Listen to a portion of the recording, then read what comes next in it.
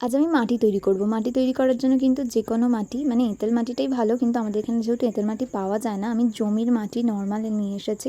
সেটাকে ভালো করে জলে ভিজিয়ে রেখেছিলাম অনেকক্ষণ, মানে অনেক ঘন্টা ভিজিয়ে রেখে সেটাকে ভালোভাবে গুলে নিয়েছি। তারপরে একটা মশারির সাহায্যে মানে জালের সাহায্যে ভালোভাবে ছেঁকে রেখে দিয়েছিলাম একটা গোটা রাত থেতানোর জন্য। কিন্তু বৃষ্টি পড়ে একটু ঘেঁটে গিয়েছিল, তবে আমি থিতিয়েছিলাম।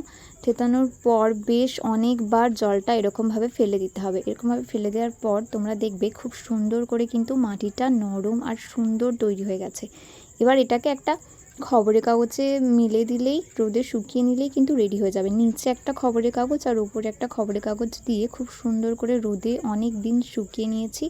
আর দেখো এখন কিন্তু মাটি একদম তৈরি হয়ে গেছে। হাতে যতক্ষণ না লেগে যাচ্ছে, মানে হাত দিলে যদি না লেগে যায় তাহলে জানবে কিন্তু মাটি একদম রেডি হয়ে গেছে। আমি কিন্তু এইভাবেই মাটি তৈরি করি।